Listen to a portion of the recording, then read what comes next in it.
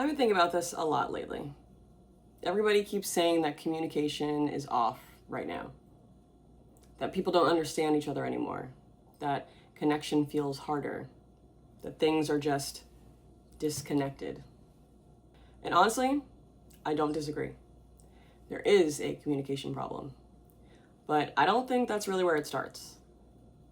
I think the real issue is a lot of people don't understand themselves.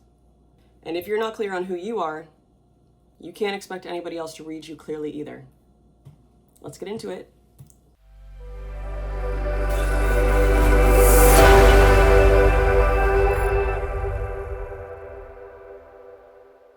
Welcome back to Rebuild Different. I'm Epiphany Page, and today we're getting into what's actually underneath this disconnect. Because it's not just about how people communicate, it's how they show up in the first place.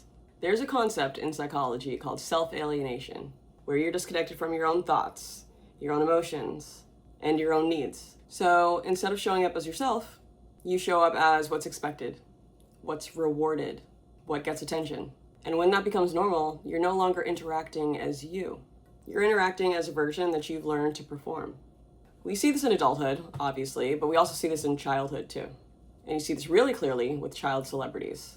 People who grow up being told what to do, who to be, how to act, how to show up, how to perform, before they even have a chance to figure out who they are on their own. So their identity actually becomes what's expected, what's marketable, and what people respond to, not what's real. And then people look at them later and say, why are they spiraling? Why are they all over the place?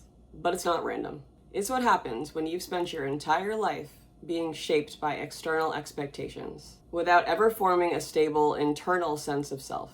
And of course, most people are not child celebrities, but a lot of people are living a lighter version of that same dynamic. And sometimes it starts way earlier than people actually realize, with things like helicopter parenting, where everything is monitored, decided, or approved, which I've experienced firsthand. Because when your environment is built around always asking for permission, you don't just learn to be careful, you learn to doubt yourself. You learn to second guess your instincts, look to someone else before you decide. You might feel uncomfortable moving forward without someone else's approval. And over time, you start outsourcing your decision making. Not because you can't think for yourself, but because you were never really given the space to trust your own thinking. And I know that some of you just might have gotten that little spark of realization when I just said that, because, yeah, probably sounds familiar to a lot of people. I've also seen this personally in another way, working with influencers, and I've worked with a lot of them. You'll have people walk into a room, not say hi to anybody, not acknowledge anybody, straight to their phone, filming, posting, performing like the room doesn't even exist. And at first it looks like that's rude, because it is. And maybe I grew up a little bit old school, but like when I walk into a room, I greet people. I don't know, just me. But back to what I was saying, it's actually deeper than that. That person, they're not acting as a person in that moment. They're acting as a brand. Because when your identity is tied to engagement, attention, perception, likes, you stop prioritizing your presence and you prioritize how you're being seen. So whether it's growing up in that kind of environment, being shaped by attention, or constantly adapting to what gets validated, the outcome is similar.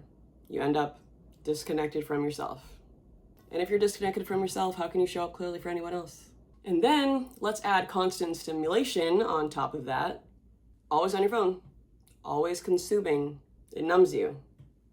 Not dramatically, but in a way where you're just not fully present. And if you're not present, then you might not be picking up on energy, social cues, or how you're affecting other people. And of course, all of this is reinforced by the culture that we're living in right now, where being seen matters more than being real, where attention feels like connection. So a lot of people have learned to optimize for reaction instead of truth. And that's why a lot of these interactions feel off, because they're not grounded in reality. They're grounded in perception. I've also had to check myself on this too, because it's really easy to get caught up in how something lands, how something looks, how something is received. Of course, case in point, I'm doing this podcast. Of course I want it to be well received, but there's a difference between being aware of perception and being driven by it. And once you notice that shift, you realize how easy it is to lose yourself in it. So what I've learned in my old years, presence is a skill. Self-awareness is responsibility. And if you don't take the time to understand how you think, how you feel, how you personally operate, you are going to keep showing up in ways that don't reflect the real you. And your relationships will reflect that too. So when you look at all of this, the performance, the distraction, the projections, it makes sense why things feel off. Because people aren't really interacting from a clear place. We don't just have a communication problem. We have a self-awareness problem. And if you're performing more than you're present, you're not being misunderstood. You're just not being seen.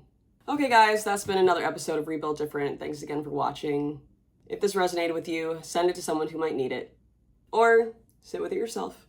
Because the more clearly we understand ourselves, and that's what I'm trying to help you guys with, the more clearly you'll actually be able to show up in every room that you walk into. I'll see you guys next week.